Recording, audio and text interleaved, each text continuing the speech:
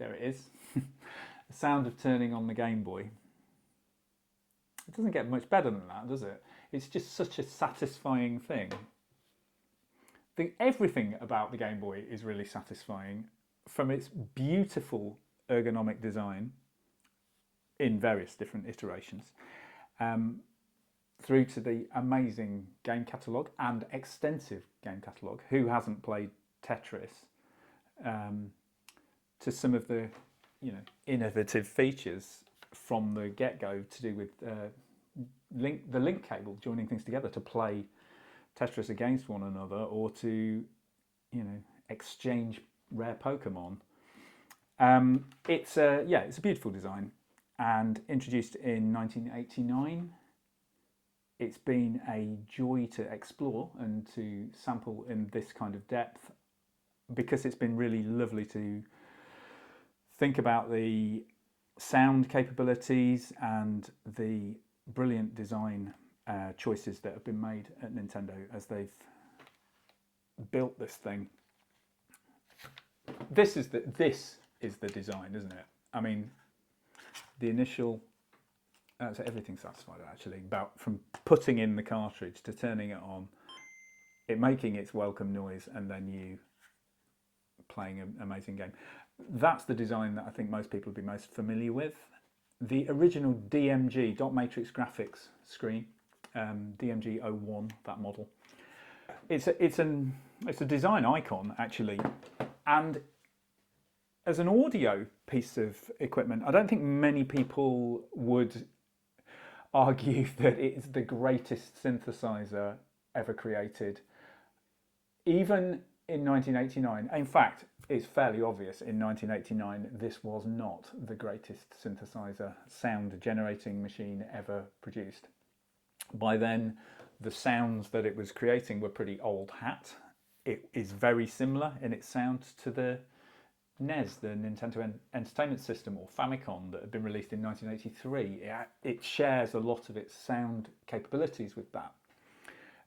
Indeed, it's not a stretch to say that it's quite similar, really, to a NES, a portable NES.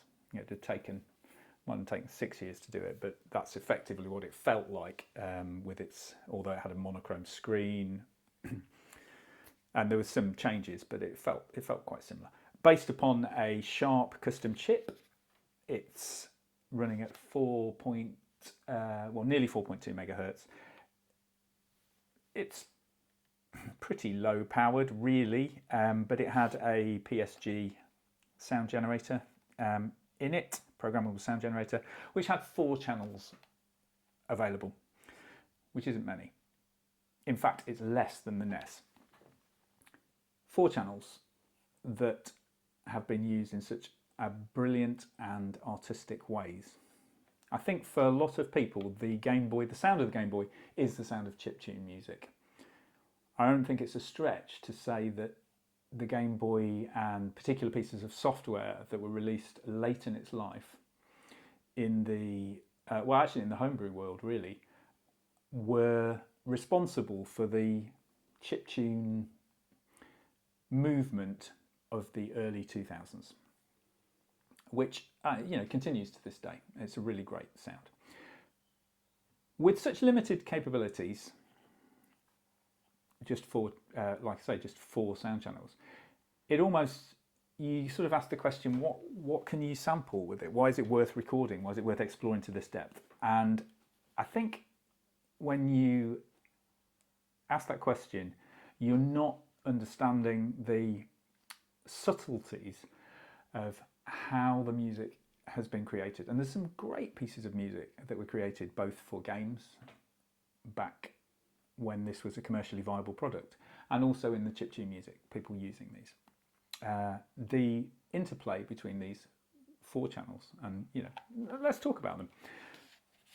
Just 4 channels. There's 2 pulse wave channels, so generating square waves, well, not square waves, but with variable duty cycle, but only 12.5%, 25%, 50% and 75% duty cycles, so 25 and 75% just being inverted versions of the same duty cycle. So those two channels, very limited. All they can do is variations on something that's effectively a square wave. It's hardly going to sound all that exciting, one would think. Then there's a noise channel that has got various sorts of noise that you can create, and I don't mean sound effects, I mean white noise or variations on that. And then a wavetable channel. Wavetable synthesis sounds quite exciting, and kind of is if it wasn't quite so limited as it is on this. There's just to compare that to the NES, which had been around a little longer, there was 5 channels on the NES, two pulse waves that were very similar, slightly different sound, but very similar. The noise that had some slight, again, you can hear the difference between the noise on NES and the noise on the Game Boy. They didn't, it had a triangle wave generator, which the Game Boy doesn't have, and then it had something that could do sort of some digital audio, kind of, but again, very low res. Now the wavetable channel on this can also be used to do digital audio, and of course the wavetable could be used to create a triangle wave if you wanted. So they do have quite similar sounds, and I think that the compositions that people use, they were using quite similar techniques for the NES and the moving into the Game Boy. It's the one I've got here, which we can see, has a custom backlit screen on it. It's one of the, which is quite nice. It's just easier to see, particularly on video, than the original, which isn't backlit. If you're a Game Boy aficionado, you'll also see that I've plugged in just here, rather than just here, the headphone port. The headphone port for as we move into thinking about the Game Boy and the practicalities of recording the Game Boy and thinking about it as an audio device, it's worth noting that the headphone output, the original headphone output, is quite noisy. So by bypassing that and creating and adding a line out, you can get a much cleaner sound. That's what I've used here, which I'm recording right now. You can see actually I've got a couple of different models, and the modded models often. The backlit screen is just a thing for, well, eye strain as much as anything. Working with the non-backlit screen's a bit of a pain if you're used to modern handhelds. So four channels. If we talk about the 4 channels in detail, the first 2 are the pulse wave channels. And like I say, they've got a variable duty cycle, but they've also got envelopes for the sounds that are, so it's got a envelope generator for each note. So you can effectively change the ADSR, although it's not quite as flexible as that, but you've got that. But one of the 2 channels also has frequency sweeps available to you, and you can detune one of them with relation to the other. So if you had the 2 of them together, you can create a nice fat phasey sort of sound if they're playing the same note. Might not be useful if you need both channels to play to create harmony, but if you're looking to use this as a synthesizer in some way, that's particularly helpful to you, because you can start getting into the idea of sound design, which is what I think I've done a little bit when recording these and when exploring these, is to think about what sounds could I make that would be useful and interesting sounds now to listen to them, rather than make the whole composition just in those quite limited, well, two pulse wave channels and a wavetable channel, a variable one. Now I talk about the wavetable channel like it's an amazing thing. It is an amazing thing, but it's not a well-featured thing. We have a completely customizable wave that we can play as a sound, and there's a however. It only has 32 steps in it, so 32 steps for your wave, which, as you can imagine, isn't very many, and the resolution is 4-bit.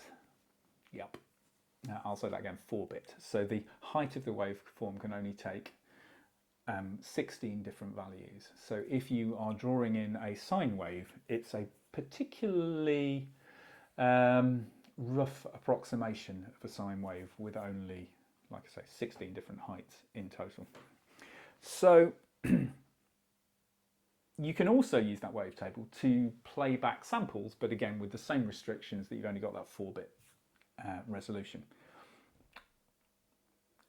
If you're familiar with the world of sampling, I don't think Akai would have been very happy to have released a 4-bit sampler at any time. Yet, within the Game Boy, we have that ability. Of course, the Game Boy has a limited memory and so forth, so actually using it as a sample playback device is a slightly strange use of the memory, especially if it was within a game. So it was only used for very small samples within games, low-res samples. As we, yes, the noise channel, which has got this different shapes of noise, but starting with white noise and moving through those different things, can also be used with a bit of clever trickery to make something that is pitched, noisy but pitched, at particular frequencies, which effectively sounds like a kind of filtered thing, promoting particular notes. And by combining those 4 channels, you can create quite complex sounds. You could, which I think I have done, as well as some things that are more typically chiptuned. So you can, you can by layering together, for instance, the 2 pulse channels and the wavetable thing, all playing the same note, but with different, very different timbres. You can create quite a thick sound, which is nice. You can introduce, if you would like, some noise at the start, and suddenly you've got something that is, you're in the realms of quite interesting sound design, I think. So there are, of course, many different iterations of the Game Boy, from the original Game Boy through to the Game Boy Advance. And in exploring the recording of this for this sample library, it's been, it's been an interesting journey to look at the different sounds of each iteration. I think the general consensus, which I agree with actually, is the original Game Boy is the best sounding, insofar as it's a subjective call, but I think it is the best sounding. In making the iteration smaller and refining the design, I think they've probably pushed the components closer together. I think there's more interference as you move into the Game Boy Color than there is in the original Game Boy, which has a little bit more space on the circuit board, as you can imagine. They also changed some of the chips, some of the components, which affects the sound, probably negatively. However, there's some argument for when we move into the Game Boy Advance. I've got 2 versions here, the original Game Boy Advance and the SP. The SP is a nicer design. As a player, I think it's a nicer design anyway. You've got the backlit screen, which the original didn't have. The clamshell design, which I think is, quality of life thing, if nothing else, because you can protect the screen. But it doesn't have an audio out. You're using an adapter to get an audio out, which is a little inconvenient. Although in playing Game Boy software on the Game Boy Advance, which of course they do, there's a different sound. It does have a sound that doesn't sound quite like the original one. If you want to, like I have, if you want to record these as cleanly as possible, then you're going to be wanting to make those mods, like I mentioned about removing the headphone amp from your circuit. I've got a couple of different models here that I've done that on. That one just uses the headphone jack port. It's also got a custom case on it, but this one's quite nice because it's got both, which has been useful to me. And then we, as well as looking at the different pieces of hardware, it's been interesting to think about the different software that's been available. And I don't think, if you're talking about chiptune music, I don't think you can think about the chiptune scene on the Game Boy without thinking about this piece of software. I've actually got a manual here, LSDJ. I printed it out by Johan Kotlinski. His piece of software, which he introduced, it's a free piece of software and massively changed the scene for a lot of Game Boy musicians. I mean, it's quite a tome. There's a lot of information in that, which I like. It's well featured. Introduced in the year 2000, middle of 2000, and then refined beyond that. Enabled people who were not necessarily incredibly techie, but more musicians, who would never have dreamt of going, do you know what, I'm going to write a piece of software for the Game Boy. It enabled those kind of musicians to create music on the Game Boy. And that's not in any way meant as a pejorative thing. The actual programming, and by which I mean the music programming that is done when using this software, is not insignificant. It's quite complex. It can be quite a complex piece of software. You get a lot of control. And the beauty of having that control is we have the ability to do more of that kind of sound design kind of things. So it enables you to not only say, I'm going to play this note and on these particular channels, like a sequencer. It has a sort of trackery style interface, but you can also, it means you can do quite distinctive, what I think of as Game Boy moves, if you like, such as maybe a sort of octave jump right at the start of a note, either up or down, to make a kind of blip on the beginning of a note. Very, very common in the chiptune sort of world. In fact, this was not new to the Game Boy. It certainly wasn't new to the NES either. People were doing this on the Commodore 64 with a SID chip, very common. And we can see that sort of, I don't think we thought of it as chiptune necessarily back in 1982 when people were, or 1983, 1984 when people were doing that on the Commodore 64. They were just making music using the Commodore 64's very sophisticated sound chip. When it gets into this, and we have this kind of software control that's available to the user, it means that I've been able to create things like arpeggios that are very typical of the sound and very typical of the scene, if you will, and the chiptune thing. I mean, I could take some sort of demos, for instance. Let's head into here, head over here, and I'm going to play this. If I play that, which hopefully you can hear if the audio, that's just the pulse wave channel doing that, and it's just one of the two pulse wave channels, and we can see that there's quite distinctive things going on. We can hear the thing that sounds like a, hopefully you can hear the thing that sounds like a kick drum, which is being produced not using the wavetable, which would kind of be the obvious choice, I guess, in going, I could get a kick drum sample, and indeed there are plenty of kick drum samples. For this project I have done a load of things where I've produced some sounds where they are digitally rubbish 4-bit samples of kick drums, and they're fine, and they have a kind of distinctive kind of quality to them. But here we've got something where the kick drum's being, I've created the kick drum using a pulse, a note on the pulse wave channel that is then pitched down very quickly, and I've done loads of these where it's been different ones creating different kick drum sounds, and then that's quite a distinctive sort of sound. If I then move over to the other channel of, we can hear that one, and hopefully we can hear the that particular sound there. It's got quite an interesting envelope on it.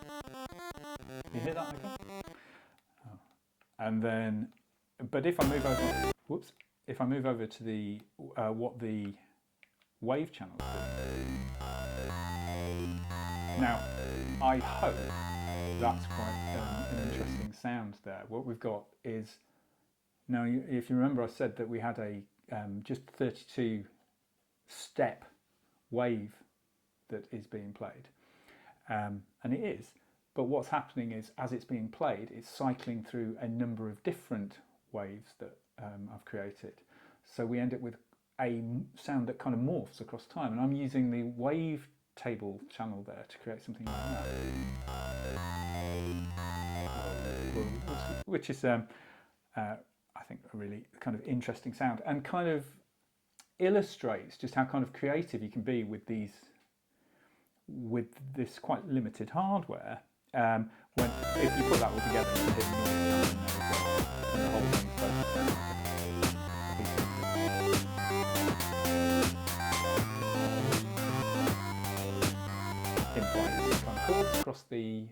across the different things, which I think is a kind of nice example of how you can create sounds that are a little bit more interesting than the hardware suggests one could initially create.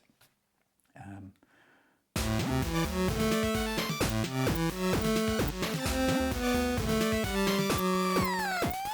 can hear the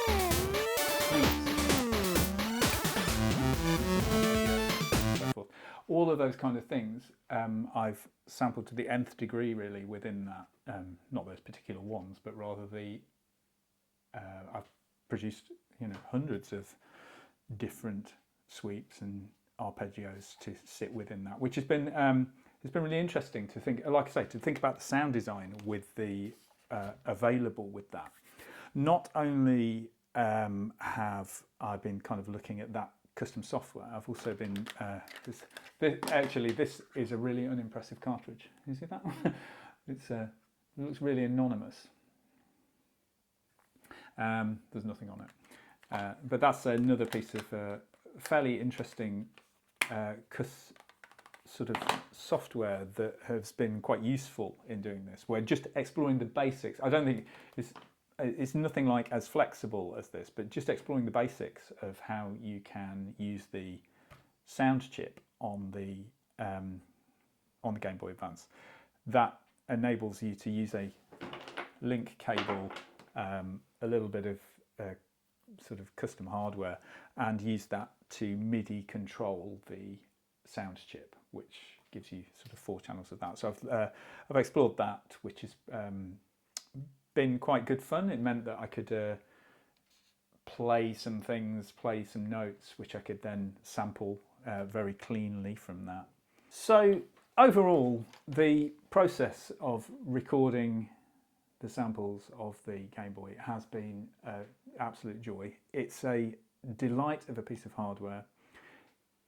My admiration for the designers of the hardware has, knows no bounds. It's really well designed. The flexibility that is available at the chip, at the sound chip, is great. However, my respect for the chiptune musicians who've used this and were responsible for that increase in popularity through the 90s and 2000s is through the roof, because to take such limited hardware and create something musical with it is that's a feat.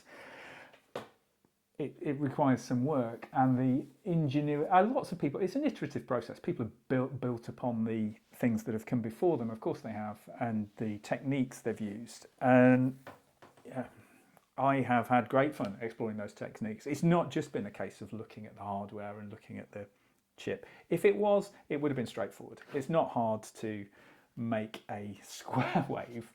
And then make something that sounds a little bit like that. But if you want something that sounds like a Game Boy, then moving to a Game Boy is the way to go. And recording that, I think I'm really proud of what I've done. I think it's a really comprehensive set of recordings. I think that it's not just been a case of looking at the hardware, it's been a case of looking at the techniques the musicians have used as well to create things that sound distinctively in that style. It certainly improved my skills in doing that, which has been a delight. And I've also got to play with a Game Boy, which is really good fun. And if I spent some of my time playing Tetris instead, that's what happened. That's just... it's just a perk of the job, really. That's been brilliant too. But yeah, the Game Boy, what a brilliant piece of equipment, and what a delightful sounding thing. Yeah, I hope you enjoy it as much as I have.